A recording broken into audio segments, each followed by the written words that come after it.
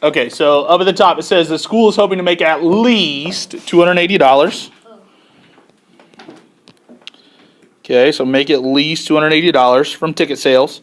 And it tells us that each adult ticket is $7, each student ticket is $4.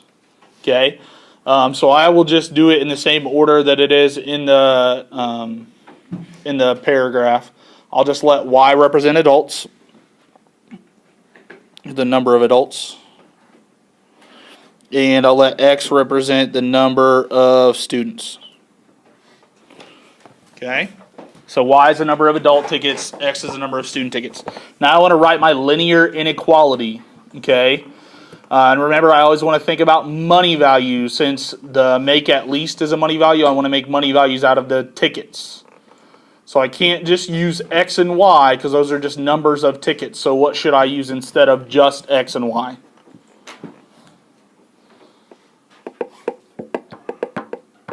Include the money values. How much do the adult tickets cost? $7. So I have 7Y plus 4X, yeah, for the student tickets. And then my limit, or my minimum, is $280. So if I want to make at least that much, do I want my earnings to be bigger or smaller than 280? Bigger. So I'm going to make them bigger, and they can be equal to. So there's my inequality, okay? 3 and 4 are just kind of some follow-up questions. So number 3 says, if no adults show up to the game, okay, so that means I would be taking out the Y term. I would just be left with 4X is greater than or equal to 280.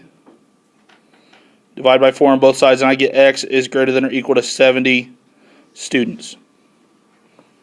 Okay, if no students show up to the game, so now I'm crossing out the X term. So I have 7Y is greater than or equal to 280. Divide by 7 on both sides, and I end up with Y is greater than or equal to 40 adults. Okay? Now I want to graph the inequality, so don't freak out about this part. I'm doing this just like what we practiced this morning. So I'm taking my inequality that I had up here on number 2. I'm getting into slope-intercept form first. So my first step in getting slope-intercept form would be to move the X term. So I'm going to subtract 4X over to the other side. So I would have 7Y is greater than or equal to 280 minus 4X. And then my last step in getting Y all by itself is divide by 7 on every piece. So I end up with Y is greater than or equal to 280 divided by 7 is 40 minus 4 over 7X. Okay? So now that is my slope-intercept form, now I can go ahead and graph it, just like we practiced this morning. So what's my y-intercept here? What is it? 40, yep. So there's my point at 40. And then my slope is negative 4 over 7, okay? So let me clue you in on something here. I know it would be really hard to go down exactly 4 and exactly over 7 because the tick marks are going by tens. So this is a little trick you can use. If your axes are both going up by the same increment, like in this one, both the x and y axes are both labeled going up by tens. If that is the case, you can actually count tick marks instead of pure numbers, because the fraction 4 over 7 that we have right now is equivalent to 40 over 70. Okay, but you can only do that if the x and y axes are labeled the same.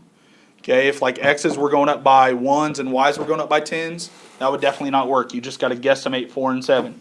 But since both are going up by 10, I can do negative 4, so down 1, 2, 3, 4 tick marks, and over 7 tick marks for my second point. Okay, is this boundary line going to be dotted or solid? Solid, good. Because of the equal to part on the inequality sign. And then this says y is bigger, so I want to shade up above. Okay, so again, that shading is representing all of the solutions. So on number 6, when it says describe one solution in terms of the word problem, I'm just going to find one of those solution points.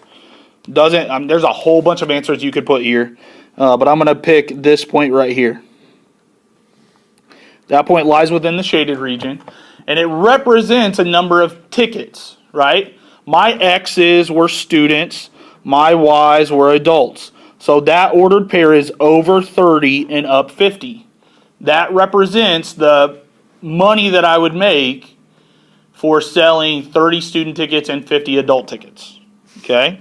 So that's what I'm going to say. So if 30 students and 50 adults come, we meet our goal.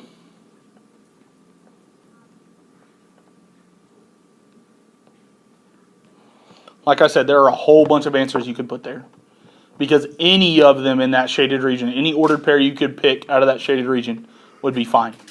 Okay?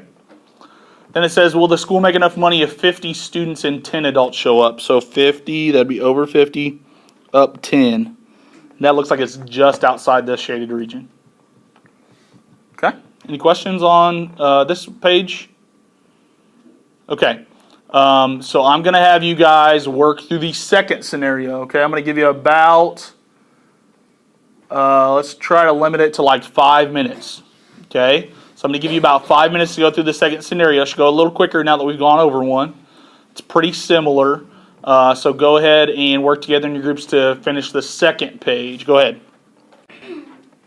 Okay, so using y for trees and x for shrubs, I have 120y plus 80x is less than or equal to 720, because I want to make sure to follow the problem, right? The problem says he wants to spend at most or no more than $720. So that's why I'm doing less than this time.